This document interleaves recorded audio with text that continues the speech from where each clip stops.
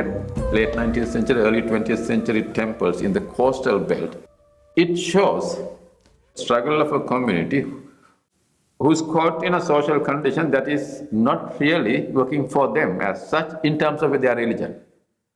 You see, we are under British colonial rule. Those people who have money, who patronize these temples, they accumulated their wealth by working for the colonial, who are your alien in this case.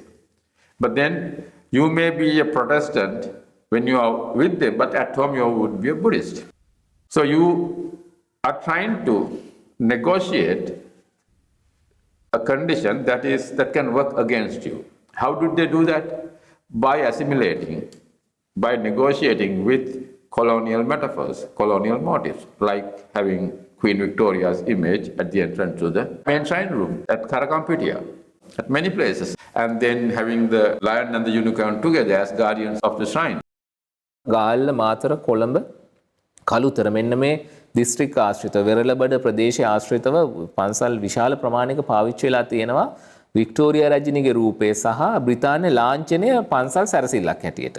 ඊට කලින් මේවා පාවිච්චි කළේ අපි අර බෝධිසත්ව රූප මේ වගේ දේවල් වලට ආදේශ කරපු තැන අර යටත් විජිත පාලනයට සම්බන්ධ ස්ථාන වලට යොදලා තියෙනවා.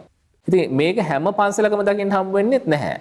සමහර පන්සල් කොටසක තමයි මේක අපිට සුලභව දකින්න හම්බ වෙන්නේ. Do not think that they did these things under pressure. No, they did these things by continuing a certain traditional practice, because we know that Samandeyo is a local god. It's a local deity who became the guardian of Buddhism. Buddhism has the tradition of bringing things into it and make them their guardian. So, Queen Victoria coming into a Buddhist shrine is not under pressure. It's not because of power of the colony. It is how we do things, how Buddhists have been doing it, taking things from outside and making them their guardians. Like all these Hindu gods, like Samandeyo. This is how I try to look at it. Like, these people are negotiating something, reconciliating something with an otherwise detrimental social condition for them in terms of their religion and by implication on their wealth. So if you earn wealth, you are a Buddhist, you have been a Buddhist, but you are working for the colonial. It is in their goodwill you can earn money from, charging the people who are crossing the Colonial River and all that. But at the same time, you are a Buddhist. So what do you do with your religion? You want to make temples. And then you do it in a particular way. That is what we find in these late 19th century temples. You have the entrance to the temple like entrance to the facade of a church. You are acknowledging that architecture. විශේෂයෙන් 1750න් පස්සේ ලන්දේසින්ට සිද්ධ වුණා ඉංග්‍රීසින් එක්ක සටනකට පැටලෙන්න අනිත් පැත්තෙන් උඩරට රාජධානියනුත් ආවා විරෝධයක්. ඒක නිසා සමහර ප්‍රතිපත්තියල වෙනස් කළා. ඒකේ ප්‍රතිඵලයක් හැටියට තමයි ඔය පහතරට විනාශ වෙලා තිබිච්ච ගොඩනැගිලි හදන්න ඉඩ දුන්නේ. එතකොට මේවට අනුග්‍රහ දුන්නේ උඩරට රජුරුව. මුල් කාලේදී උඩරටට ප්‍රධාන පන්සල් වලට අනුග්‍රහ දුන්නට ප්‍රාදේශීයව තියෙන හැම පන්සලකටම අනුග්‍රහ දෙන්න බැරි වුණා. ඒක නිසා ඒ වෙලාවේ පරිපාලන ශාස්ත්‍ර සිටපු යම් ආකාරයක සමාජයේ බලාධිකාරියෙන් යුක්ත වෙච්ච පිරිස් තමයි මේ පන්සල් වලට අනුග්‍රහ දක්වන්න ඉදිරිපත් වුණේ. ඉදිරිපත් වීමේ ප්‍රතිඵලයක් හැටියට මේ අයගේ තිබුණා එක පැත්තකින් අර යුරෝපීය සංස්කෘතිය පිළිබඳව ඔයාලා දීර්ඝ කාලයක් එතන ජීවත් වීමෙන් ඒ සංස්කෘතියට හැඩ ගැහිලා තිබුණා. අනිත් පැත්තෙන් මෙයාලට අර විහාරස්ථාන ඒවා මේ අනුග්‍රහ දීමේ අවශ්‍යතාවයක් තිබුණා. ඒතකොට මෙන්න මේ කණ්ඩායම් තමයි බහුතරයක් සම්බන්ධ වුණේ. පහතරට පන්සල් වල ගත්තාම මුදලින්දා රාමයේ කියන වචනේත් පන්සල් වලට ඇවිල්ලා තියෙනවා මේ මුදලිවරුන්ගේම අනුග්‍රහකත්වය නිසා. මෙයාලගේ අනුග්‍රහකත්වය ප්‍රධාන හේතුවක් වුණා ඔය යුරෝපීය ආකෘති මොඩලයන් ආපහු විහාරස්ථාන වලට එකතු වෙන්න. අනිත් පැත්තෙන් සමහර ප්‍රදේශවල ඇත්තටම මේ සාමාන්‍ය වැසියාගේ පරිත්‍යාග වලනොත් ඉදිකිරීම සිද්ධ වුණා. When you go to the late 19th century temples, late 19th and especially early 20th century temples, which was patronized by the new rich class that came from the southern parts of this island, of a new caste, not the aristocrats, not the Goigama caste, but the new whole caste of people are becoming wealthy and powerful in the southern parts of this country, of this island. And one of the things that they are doing is Suvisi Vivarana. They do Suvisi Vivarana in a big scale. Sometimes they make separate halls for Suvisi Vivarana. Why Suvisi Vivarana? Just imagine you are a new rich guy, you are making Suvisi Vivarana. It's like you are the next one to be. And all the ceilings are of scenes from heaven, of the good husband, good wife, the good king, the scenes of heaven. And so all of a sudden your wealth and your power is justified through these murals. So the politics of any other art at religious level, as in religious context, is justifying the wealth, accumulation of wealth and power of the patron. That's how I would read it, and I find it very interesting to read it like that. It's not just about how devotional he is, it's also about his power, his wealth.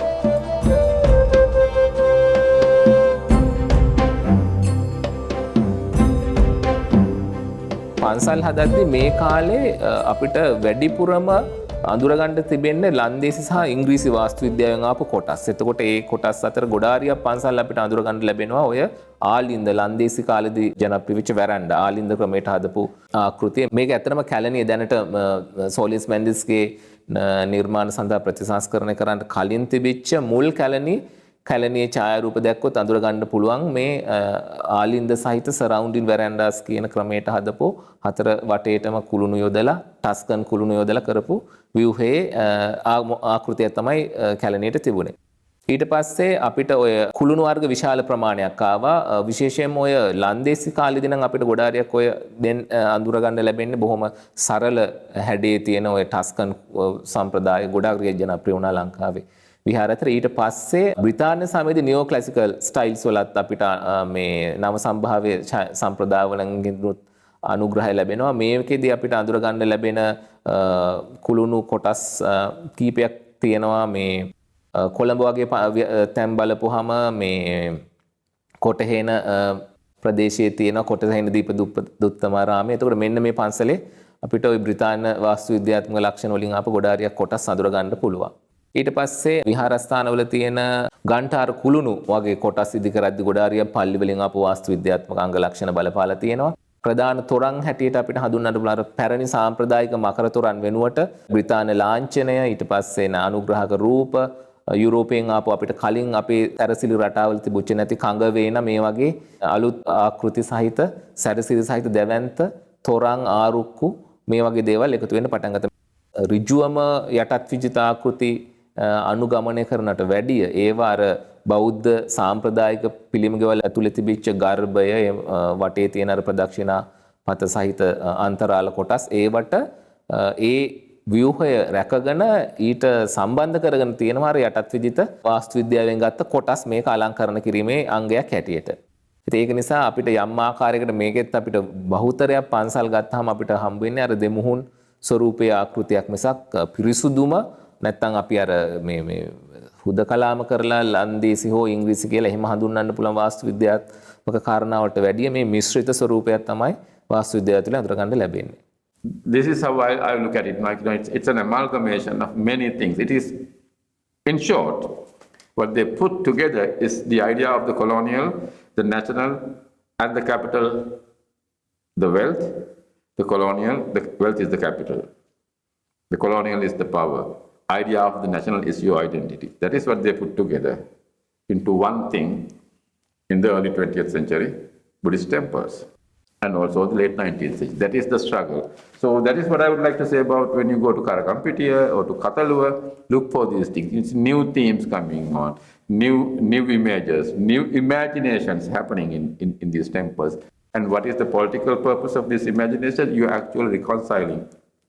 In one way reconciling, and at the same time you are negotiating with a power regime that could be very anti-you, it could be very against you. Well, there were fights. At the same time we had Queen Victoria inside the temple and the unicorn inside the temple while you are fighting the colonial. How do you make sense of these things? You are not either this or that. You are part of a whole change, part of a whole struggle.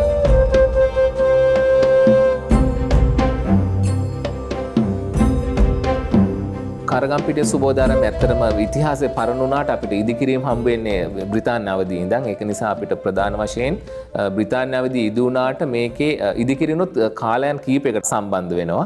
එතකොට දැනට සමස්තයක් හැටියට ගත්තාම මේකේ වාස්තු විද්‍යාත්මක අංග අපිට අඳුර ගන්න ලැබෙන්නේ ලන්දේසි සහ ඉංග්‍රීසි මේ දෙකේම සම්මිශ්‍රිත ස්වරූපයක්. එතකොට අපි අර මේකේ ගොඩනැගිලි කීපයක් තියෙනවා. එකක් බුදු මැදුර, ඊට පස්සේ ආවාස සහ අර ධර්මශාලාවට සම්බන්ධ කොටස් සහ සත්සතිගේ නමින් හඳුන්වන අලුතින් ඉදිකිරීම කොටසක් තියෙනවා. එතකොට මේ වගේදී ගොඩක් තැන්වල අපිට අඳුර ගන්න ලැබෙනවා අර ටස්කන් කුළුණු පාවිච්චි කරලා තියෙන ආකාරය. ඊට පස්සේ ආලින්දමය කොටස් යොදාගෙන තියෙනවා මේකට. ඒ වගේම අර අපි කලින් කියපු විදිහට පිඟන් ගඩොල්, ඊට පස්සේ පිඟන් කැබලි, වීදුරු ඒ වගේ කරපු අර මෝස්තර රට සත්ත්ව රූප හදලා තියෙනවා. ඊට පස්සේ බුදුමැදුරට පිවිසෙන දෙපැත්තේ තියෙනවා ඩබල් ආච් වින්ඩෝ දෙකක්. ඒකට මේක ඇත්තට මුලින්ම පාවිච්චි වෙන්නේ පෘතුගීසි සමයේදී. නමුත් ලන්දේසි කාල පරිච්ඡේදවලත් ඒක දිගටම පැවතිලා දියුණු වෙච්ච ක්‍රමයක්. ඊට පස්සේ පනේල දොරවල් සහ ෆෑන් ලයිට් පාවිච්චි කරලා තියෙන ව්‍යුහය අපිට අඳුර ගන්න පුළුවන්.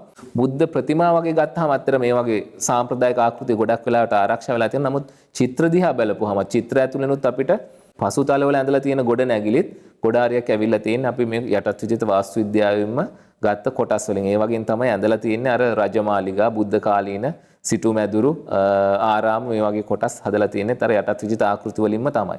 එතකොට ඒ කාලේ අපිට සමාජයේ කාරණාවකුත් පේනවා. ඇත්තටම ප්‍රභූ භව පිළිබඳව ඒ කාලේ සිත් රස මිනිස්යෝ බෞද්ධ ප්‍රජාව ගේ තිබිච්ච ආකල්පය පිළිබඳ අදහසකුත් අපිට පේනවා. මෙන්න මේ විදිහේ ගෙවල් තිබුණොත් තමයි මහේශාක රජවරු ප්‍රභූන් හිටියේ කියන අදහස. ඒක ඇත්තටම අර යටත් විජිත දීර්ඝ කාලයක් ඒ අවකාශයේ ජීවත් වෙලා ආපු ආකල්පමය වෙනසත් අපිට පේනවා. සමහර ආකෘති ඒ ආකාරයෙන්ම අනුගමනය කළාට දැන් උදාහරණයකට වික්ටෝරියා රජුගේ රූපේ වුණත් යුරෝපීය කාන්තාවකට වැඩි අපිට නිරූපණය කරලා තියෙන ස්වදේශික කාන්තාවක් වගේ නේද අපිට හුරුහුස රූපයකට පරිවර්තනය කරලා. ඒක නිසා යුරෝපීය දේවල් ගත්තට සමහර තැන්වලදී ශිල්පියා මේක Tamanට ආවේනික ස්වරූපයකට නැත්නම් Tamanගේ රුචිකත්වයට සහ අවකාශයට ගැලපෙන විදිහට වෙනස් කරන්නත් ඇත්තටම මේ පසුබට වෙලා නැහැ. ලංකාවේ විහාර මේ චිත්‍ර අතර තියෙන මේ විස්තරාත්මකව අපාය දර්ශනයක් තමයි අපිට මේ කරගම්පිටියෙන් හම්බ වෙන්නේ. මොකද අපායට අදාළ මෙතන වෙනම සාහිත්‍යකුත් දකින්න හම්බෙක්. ඒ හැම සිදුවීමක්ම නිර්මාණයක්ම විස්තර කරලා තියෙනවා මේ කවියෙන් පල්ලෙහා කොටස් වල. මේකෙදි ශිල්පියා බොහොම නිදහස්ව සහ බය නැතුව පාවිච්චි කරලා තියෙනවා තමන් වටේ තමන් දැකපු දේවල් අතීත කතාවන් පිළිබඳ ප්‍රකාශ කරන. දැන් උදාහරණයක් හැටියට කරගම්පිටියේ මාරදුවරු කියන දර්ශනයේදී අපිට දකින්න හම්බ වෙනවා මෙයාලා වාදනය කරන්නේ අර බටහිර යුරෝපීය සංගීත භාණ්ඩ තමයි මෙතනදී වාදනය කරන්නේ. අනේ පිටිසිටුතුමාගේ මාලිගයේ දර්ශනයක් තියෙනවා. ඒකෙදි ඉංග්‍රීසි පොතක් කියවන කෙනෙක් ඉන්නවා ඉහළ තට්ටුවක වාඩි වෙලා. එතකොට මේ වගේ තමන්ගේ පරිසරයෙන් සහ තමන් අවට දැකපු සංස්කෘතියෙන් ගත්ත ගොඩාරිය සංස්කෘතික දෘශ්‍ය මූලයන් කරගම්පිටියේ පාවිච්චියට අරන් තියෙනවා. ඒ වගේම අපිට අර කලින් දැකපු රූපවල තිබිච්ච උඩරට තිබිච්ච දිමාන ස්වරූපේ වෙනස් වීම, රූපවල යම් ආකාරයකට ත්‍රිමානත්වයක් එකතු කිරීම වගේ කාරණා බලපුවහම ඒ වගේ වෙනස්කම් වෙලා තියෙනවා. ඒ වගේම පසුතලවල වර්ණ දැන් අපිට උඩරට ගොඩක් වෙලාට බෑග්ග්‍රවුන්ඩ් වලට අපිට නැත්නම් පසුතලයට හම්බ වෙන රතු පාට. නමුත් මේකෙදී අපිට ගොඩාරියක් වර්ණ කීපයක්ම තියෙනවා. රතු පාටත් සමහර තැන්වල පාවිච්චිලා තියෙනවා. කොළ, නිල්, කළු ඔය පාට තුනම සමහර පසුතල දර්ශනවල වර්ණමාලා වෙනස් වෙලා තියෙනවා. රූපවල ක්‍රියාකාරකම් ඉරියව් වෙනස් වෙලා තියෙනවා. ඊට පස්සේ අපි අර ගොඩාරියක් තැන්වල අපිට අඳුර ගන්න ලැබෙනවා යුරෝපීය සැරසිලි රට. මම අර කලින් කියපු රෝසමල්, ඊට පස්සේ මිදිවැල්, මිදිපොකුරු මේ වගේ ආකෘතිත් එක්ක සමහර යුරෝපීය අපි අර රොකෝකෝ වගේ මේ ස්ටයිල් වලට ඍජුව මේව නොවුනත් ඊට ආසන්න හැඩතල මතු කරන සැරසිලි බහුල ස්වරූපයක් තමයි තියෙන. කරගම්පිටියේ තියෙන මේ සිතුවම් ඇත්තටම පහත රටදී අපිට අර සංස්කෘතින් දෙකම එකට මිශ්‍ර වෙලා යුරෝපීය සහ ස්වදේශික සංස්කෘති දෙකේම හයිබ්‍රිඩ් නැත්නම් අපිට දෙමුන් වෙලා තියෙන ආකෘතියක් තේරුම් ගන්න තියෙන හොඳම නිදර්ශනයක් හැටියට හඳුර ගන්න පුළුවන්. ආවාසගේ කොටසදී ඇත්තටම මේක ගොඩක් වෙලාට බ්‍රිතාන්‍ය සමයට තමයි වැඩිපුර සම්බන්ධ වෙලා තියෙන්නේ. නමුත් එතනත් අපිට ඇත්තටම අඳුර ගන්න තියෙන්නේ අර සම්මිශ්‍රිත වාස්තු විද්‍යාත්මක අංග ලක්ෂණ කොටස් තමයි. එතකොට වහලවල් හදලා තියෙන සහ තරප්පු පෙළ විශේෂයෙන්ම තරප්පු ගොඩනැගීම ගොඩාරිය ජනප්‍රිය වෙන්නේ ලන්දේසි යුගයේදී. මොකද වඩු කර්මාන්තයත් එක්ක ගොඩාරියක් දියුණු වෙලා ඔය මහල් සහ තරප්පු සෑදීමේ විවිධ ශෛලීන් ක්‍රම මේ අඳුර ගන්න ලැබුණා. ඒ වගේම උළු භාවිතයත් සහ අපි අර කලින් කියපු පණේල දොරවල් සහ ඒ ව්‍යුහයන්ගෙන් ගත්ත ආකෘති අපිට ආවාස ගෙවල් වල අඳුර ගන්න පුළුවන්. ධර්මශාලාවේදී කොටස ගත්තත් මේකේ ඉදිකිරීමේදී වටේ තියෙන ව්‍යුහය ලන්දේසි ගෘහ නිර්මාණ ශිල්පයේ ගොඩාක් කොටස් අඳුර ගන්න ලැබෙනවා. නමුත් ඇතුළට ගිහිල්ලා බලපුවාම අර පිරිත් මණ්ඩපය ඒ වගේ කොටස් බලපුවාම ඒවා සමහර දේවල් දේශීය ආකෘතියයි ඒ වගේම යටත් විද ආකෘතිය මේ දෙකම දෙමුහුන් වෙච්ච භාවිතයක් සඳහා හොඳ උදාහරණයක් එතනත්. සත්සතිගේ නම් ටිකක් පසු කාලෙ වෙන්නේ. ඒක එම් සාර්ලිස්ගේ සිතුවම් දකින්න හම්බ වෙනවා. විශේෂයෙන්ම සාර්ලිස්ගේ අපිට අඳුර ගන්න තියෙන්නේ අර යුරෝපියානු ආభాෂයේ ඔය රාජා රවි වර්මා වගේ අයගේ ඒ ලිතෝග්‍රැෆික චිත්‍රය රිචඩ් හෙන්රිකස්ගේ ශෛලිය මේ ගණනාවක් එකට එකතු වෙලා හදපු අර ස්වභාවික ස්වරූපයට ආසන්න විදිහට නැත්නම් ශාස්ත්‍රාලීය මූලධර්මයන්ට අනුකූලව අඳින දෙයක්. හැබැයි මෙතන අපි සාර්ලිස්ගේ නිර්මාණ ගැන දකිද්දි සාර්ලිස් වස්තු විෂය පැත්තෙන් අලුත් දේවල් ගොඩාරියක් කළා. අර ශෛලිය ගොඩනගා ගන්න එයා අනිත් පැති වලින් ආධාරකයක් ගත්තට සාර්ලිස් එතනදී අපි බොහෝ දෙනෙක් අනුකාරකවාදියෙක් හැටියට හැඳුන්වුවාට සාර්ලිස්ගේ මේ කලා භූමිකාව ඇතුලේ සුවිශේෂී දායකත්වය බෞද්ධ චිත්‍ර කලාව සම්බන්ධයෙන් වෙලා තියෙනවා. ඒක වෙනම දීර්ඝ වශයෙන් සාකච්ඡා කළ යුතු එකක්. නමුත් වාස්තු විද්‍යාත්මක වශයෙන් බ්‍රිතාන්‍ය ලක්ෂණ තමයි ගොඩාරියක් අර සත්සතිගේ කියන කොටසදී අපිට අඳුර ගන්න ලැබෙන්නේ.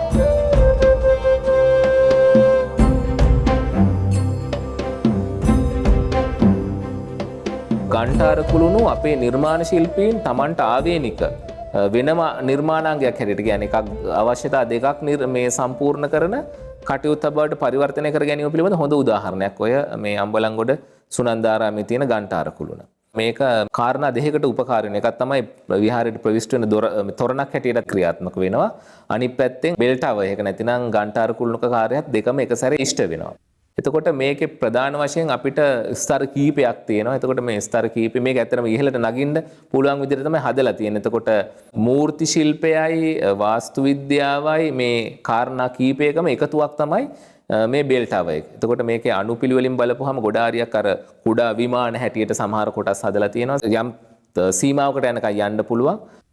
ඒ වගේම ඉහළම කොටස කේන්ද්‍රීය තැනක ගණ්ඨාරයේ ස්ථානගත වෙලා තියෙනවා. ඒතර සැරසිලි අංග පැත්තෙන් බලපුවහම ගොඩාරියක් තියෙන්නේ මේක අපි අර දැකපු යුරෝපීය ලක්ෂණත් එක්ක 100%ක්ම මේ සමහර කොටස් වල දැන් සමහර ඇඳුම් පැළඳුම් සමහර හැඩතල බලපුවහම අර දේශීය හැඩවලින් ගත්ත ආකෘතිත් තියෙනවා. ඊට අමතරව වැඩි ප්‍රමාණයක් අපිට යුරෝපීය ව්‍යුහයේ හැඩතල තමයි තියෙන්නේ. ඊට පස්සේ ඒක ඇතුළට ගියාට පස්සේ අපිට තව ස්ථාන දෙකක් හම්බ වෙනවා. එකක් තමයි අර සස්සතිගේ කියලා හඳුන්වන කොටසක්. අනිත් පැත්තේ තියෙනවා ප්‍රධාන බුද්ධ මන්දිරය. එතකොට මේක චිත්‍රයන් යම් ප්‍රමාණයකට ශේෂ වෙලා තියෙනවා. මෙතනත් අපිට ওই අපාය දර්ශනයක් මේ වගේ දේවල් අඳින්න පුළුවන්. මේකෙත් මේ ගොඩනැගිලි දෙකේම යොදලා තියෙනවා බ්‍රිතාන්‍ය ලාංඡනය. වික්ටෝරියා රජිනිගේ කාල පරිච්ඡේදයේද 850 විතර පස්සේ හදපු පන්සල් ගොඩාරියක් වෙලාවට බ්‍රිතාන්‍ය ලාංඡනය හෝ රජිනිගේ රූපය යොදලා තියෙනවා. මේකේ පන්සල් දෙකේ අවදි දෙකක හදලා තියෙන්නේ. එකක බ්‍රිතාන්‍ය ලාංඡනය දකින්න හම්බ වෙනවා. ඇතුළු වෙද්දිම දකුණු පැත්තේ තියෙන කුඩා සත්සතිගේ කියන ගොඩනැගිල්ල මෙතනක් තියෙනවා ලාංඡනයක්. හැබැයි මෙතන ලාංඡනයේදී අපිට තව අතිරේක කාරණා ගොඩකුත් බ්‍රිතාන්‍ය ලාංඡනයට එකතු කරලා තියෙනවා. උදාහරණයක් ඇටියට බෞද්ධ කොඩි ඊට පස්සේ දේව රූප ඒ වගේ දේවලුත් එකතු කරලා දේශීය අංගත් අර අපි අර කලින් දැකපු බෙල් ටවර් එකේ තියෙන ලක්ෂණ වලට සමාන වෙන විදිහට මේ දෙකම එකට එකතු කරලා හදලා තියෙනවා. ඒ වගේම මේකෙදී තවත් ලස්සන වැඩක් කරලා තියෙනවා බුද්දිස්ට් ඊරා කියලා ඉංග්‍රීසියෙන් ලියලා තියෙනවා පන්සල ඇතුළට යන තැන. එතකොට අර බ්‍රිතාන්‍ය ලාංඡනය අරගෙන එයාලා පාවිච්චි කරලා තියෙනවා. ඒක බෞද්ධ බලය පිළිබඳව ඇඟුමක් හැටියට. ඒකේ වර්ෂ බලපුවහම අපිට පේනවා ඕල්කර්තුමා ලංකාවට ඇවිල්ලා 1880 ගානට අදාළ වර්ෂයක් තියෙන. එතකොට අර බෞද්ධ පුනරුද්ධ වැඩපිළිවෙල යද්දී හදපු කෘතියක් බව පේනවා. මොකද අර ඊට කලින් කරපු නැති දෙයක් සමහර පන්සල් වල සම්පූර්ණම ලාංඡනය විතරමයි යොදලා තියෙන්නේ. නමුත් මෙතනදී අර බෞද්ධ පුනරුද්ධ ඒ ප්‍රබෝධයට අයිති දේවලුත් අර කලාකෘති වලට අන්තර්ගත කරලා යම් ආකාරයකට අර බෞද්ධ ප්‍රබෝධය පිළිබඳව අඟවන මේ ඇඟවුම් දෘශ්‍ය රූපක අර ඩිසයින් වලට එකතු කරගෙන තියෙනවා. එතකොට මේ ලාංඡන භාවිතයේ අපිට ගොඩාරියක් හම්බ වෙන්නේ උඩරට නොවන පහත රටින් ආවා අලුතෙන් නිකායන් කීපයක්. එකක් තමයි ඔය අමරපුර, අනිත් එක කල්යාණ වංශ, රාමාඤ්ඤ. මෙන්න මේ නිකායන් තුනක් අලුතෙන් ගොඩ නැගුණා. මෙන්න මේ පන්සල් වල තමයි අපිට මේ රාජ්‍ය ලාංඡන අති විශාල ප්‍රමාණයක් අඳුර ගන්න ලැබෙන්නේ. උදාහරණයකට සමහර පන්සල් වල හම්බ වෙනවා මේ බ්‍රිතාන්‍ය මේ වික්ටෝරියා රජින මේ අර සූවිසි විවරණයේදී භික්ෂුන් මේ බුදුහාමුදුරන්ට වැඳගෙන ඉන්න රූප හැටියට. සමහර සියම් පන්සල් වලටත් මේක පොදු කාරණයක් වුණා පස්සේ වෙද්දි. දැන් උදාහරණයකට පොල්වත්ත ගංගාරාමයේ කියන විහාරස්ථානයක් තියෙනවා. ඒකේ ඉන්නේ වැඳගෙන. වික්ටෝරියා රජුන අර හැම බුද්ධ රූපයකම පැත්තකින් වැඳගෙන ඉන්නවා. නමුත් ඊට කලින් අපිට හම්බුනේ ප්‍රධාන දැන් කතෝලික වගේ තැනකදී හම්බෙන්නේ එහෙම වැඳගෙන ඉන්න අවස්ථාවක් නෙමෙයි. එයා අපි හැමෝම යන්න ඕනේ එයා ඉන්න දොරටුවට යටින් අපි හැමෝම එයාගේ යටත් වැසියෙක් වෙලා යන විදිහට තමයි හැදලා තියෙන්නේ. ඊට පස්සේ ප්‍රමාණය කුඩා වුණා, වෙන තැන් වලට ආදේශ වුණා. අන්තිමේදී මේ රූපය අතුරුදහන් වෙලා ගියා. අලුත් රූප ඔය ජාතික ව්‍යාපාරයත් එක්ක සම්පූර්ණ වෙනස් ආපහු බෝධිසත්ව රූප, විශ්වකර්ම දෙවියෝ අර පරණ රූප ආපහු වෙන්න පටන් ගත්තා. එතකොට මේ අවධියේදී ඇත්තට මේ සිද්ධ වෙච්ච දේශපාලනික මේ ඇඳලා තිබිච්ච නිර්මාණය සැරසිලියංගයක් හැටියට තිබුණාට අර සමස්ත දේශපාලන කතිකාවතත් එක සම්බන්ධ වෙන විතරක් නෙමෙයි ඒකෙදි එක්තරා ආකාරයක වැදගත් භූමිකාවක් රංගපාල මේ දක්වලා තියෙනවා. මේකෙන් මොකද මේ සමහර පන්සල් වලට මේ බ්‍රිතාන්‍ය රජයෙන් අනුග්‍රහ ලැබිලා තියෙනවා. ඒ කියන්නේ රජයට මේක අපිට පක්ෂපාතී කියන අර දෘශ්‍යමය ඇඟවුමත් එක්ක සමහර කොටස් වලදී ඒ විහාර මේ දියුණු කරන්න සමහර අනුග්‍රහ ආධාර මුදලුත් ලබා දීලා තියෙනවා. එතකොට ඒ එක්තරා විදිහක අර මේ සර්වයිවල් ස්ට්‍රැටජි එකක් හැටියට තමයි සමහර වෙලාවට අපිට මේක ආරක්ෂක උපක්‍රමයක් හැටියට තමයි මේ සැරසිලි රට අඳුරගෙන තියෙන්නේ. For me, the most fascinating development in architecture is the colonial architecture of these temples. What they are doing with these colonial features, colonial architectural features, using it for a Buddhist, quote unquote, a Buddhist purpose. Isn't that wonderful? I think, if I have my way, it's a real world heritage. It tells you at a colonial time how a community in a smaller island in the south of South Asia tried to negotiate their religious rights without offending the ruling regime at that point. This is the politics of southern temples. This is the politics of my grandparents.